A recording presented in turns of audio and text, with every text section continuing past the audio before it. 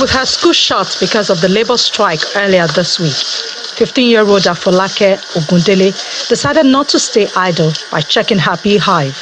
She's one of those trained in beekeeping to discourage farming in the 5,900 hectares Olokemeji Forest Reserve, located between Abeokuta in Ogun State and the Oyo State capital, Ibadan, southwest Nigeria. And to Afolake's delight, her efforts are yielding results. The bees have started producing honey. Olokemeji is one of the largest forest reserves in Nigeria, but a large portion of it has been highly degraded due to farming activities. A reforestation project by the International Institute of Tropical Agriculture is introducing alternative ventures for the farmers, training them in beekeeping, vegetable propagation, compost production, and herbal gardens. Lajude Ijaola was born within the reserve and has farmed here for more than 20 years. He's one of those that will be affected when farming is finally banned in Olokemeji. When they came, they planted first trees on our farmland, and as the number of trees increases, we change location. My beehive is not the location of my own farmland.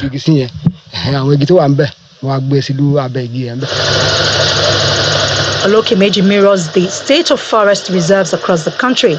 Despite the ecological services they provide, poor supervision, monitoring and surveillance, as well as obsolete laws and policies for their management, have seen large forest cover depleted over the years, especially due to logging and poor farming practices.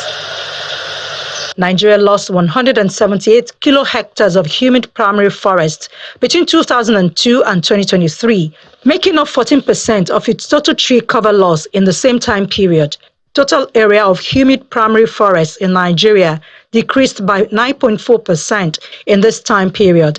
The total land mass of any country recommended to be covered by forest is 25%. Today, Nigeria is down to about 4%. What we are trying to do is to engage them, to make them see another area where they can make money aside from farming in the forest. And most of the farming they do in the air is slash and burning, which is very destructive. It's one of the major sources of deforestation in Africa.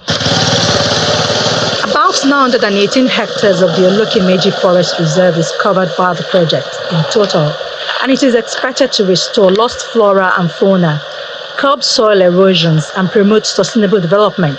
However, unexpected success the team experienced is the rate of interest the Manual of Propagation for Nigerian Trees uploaded online has generated. You find out that most downloads are for those species that are difficult to propagate. Definitely, they are learning from how we did it successfully. Again, we found out that the species that are being downloaded more are fruit trees that people could plant not only in forest areas but then in their gardens, like agbalumo. This is the message I want to put across to conservation colleagues, that it's one thing for us to actually implement some of these conservation projects, but then we should think again and try to assess the impact of what we are doing. While the team is elated with the impact they are having, they know there is still a lot more to be done to change attitudes of Nigerians towards forests. They know that there is no guarantee that Olokemeji will not be degraded again. And like it is in many forest reserves and national parks across the country, they know that there is no assurance that the protection laws will be enforced. Ayola Kasim, Channels Television News.